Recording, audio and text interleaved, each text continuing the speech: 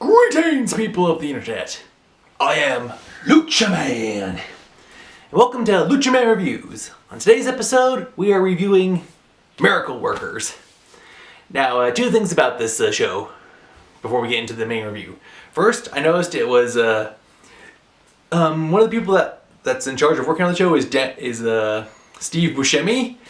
I've seen his face and seen him in some other work, so I was like, okay. And then I saw it also stars Daniel Radcliffe, formerly of Harry Potter. So it's cool to see how he's gone on from that role to do other stuff. So I like that. He's not just going to be permanently typecast as Harry Potter. So that's the first thing. Secondly, this review is solely intent for the entertainment aspects of the show itself. We are not going to get into the whole theological discussion about, oh, this theology is correct, or this one is wrong, or let's make fun of this one, or this one doesn't exist, or no, we are not going to do that. You want to go argue about that? Welcome to the internet. There's like a bajillion other places where you could probably discuss that and say this, that, and the other thing. So, like I said, we're just here to focus on the entertainment aspect of the show. Okay? Alright, thank you. Now, back into your corners, people, because let's get ready to discuss the show. I'll be giving a review of my first impression of the show. I saw the first episode, and I think we're going to get 14 more episodes, so like a total of 15 episodes. Because I was checking out the on-demand features. We had the first episode, and then the second episode was titled Day 14, and the third episode was titled Day 13, which I will explain momentarily. So Miracle Workers, it takes place at a company called Heaven Incorporated. Basically, it is the big office upstairs where they run everything. Like there's the Department of Animals, the Department of Volcano Safety, the Department of Armpit Sweat. Basically, it's all up there. And Steve Buscemi plays the big boss, the boss in charge of everything. Well, you know, the boss. And he's looking down on Earth and he's like not happy with all the problems and disasters and things going on. So, yeah, there's that.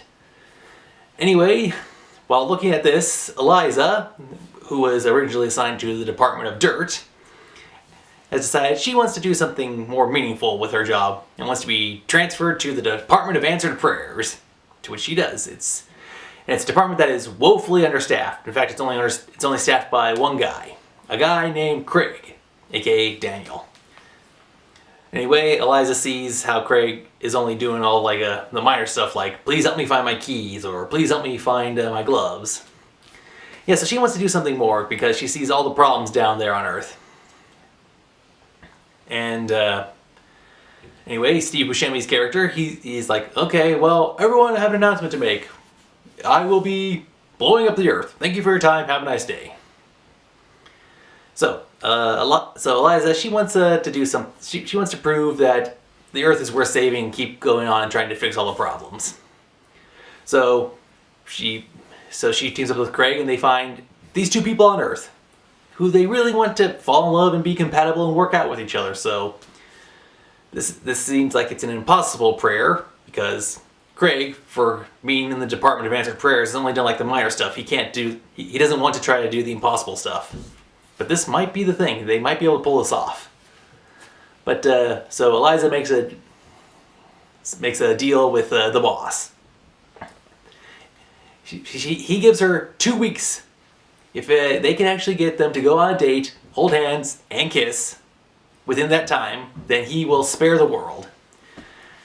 But if she can't, then boom goes the Earth, and she has to eat a live worm. The whole thing, and actually enjoys it. And so that explains why the episodes will be named Day 14, Day 13, 12, etc. Basically, each episode is the countdown scene to how will humanity be saved. I highly doubt that they're going to get done within the first 5 days because, well, this is a very short series already, so... So yeah, I was like, okay, you have my attention, I'll watch this. I missed it when it originally premiered because, well, stuff was going on, but I got to see it and I was like, okay, it's interesting, it's got funny, it has its funny aspects and it has some stuff where it's like, yeah, it does make you think. And then there's some stuff you're like, okay, that is just full-blown ridiculous. But yeah, it's an interesting show. I mean, this isn't the first time that we've seen something similar to this nature take place on television. We've had something like in the far past, and then we have some other show that has been on recently involving some messages of theology, but like I said, we're not here to discuss that. Is this show entertaining? Yes, it is. Now, unlike a lot of shows, the first episode I saw was only a half hour long, so yeah, instead of it being a full-blown hour-long ordeal, it's just a half hour, so that's pretty cool. It doesn't try to overplay its hand or try to overham it up. So, will it get a second season? I'm not sure. This seems just to be like a one-season run thing, but if it does get another season, then who knows what other aspects will be involved. Is it watchable? Yeah, I'd say give it a shot. So, what's the final score? I give Miracle Workers a... Let's see, what would be a good score for this? Well, let's see. So far, it's only my first impression, so I want to make sure there's some room because I'm pretty sure there's going to be an episode or two that. We have a finite amount of episodes. You have to make sure everything works because otherwise you'll have one or two episodes that are duds, and you have to make sure that they don't spoil the complete series. So, my first impression so far, I give Miracle Workers a 9.5 out of 10.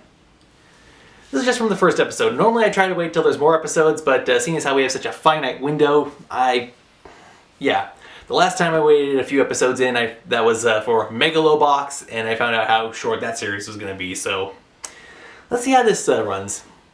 If things start to go downhill, or if it gets really bad at the end, I may change my score, or I'll just be lazy and keep it at 9.5 as it is. This way at least I have between a point and half a point of wiggle room to work with, so thank you. Alright, well that's all the time we have for this episode. Thank you for watching. This has been Lucha Man for Lucha Man Reviews saying thank you very much. Have a nice day.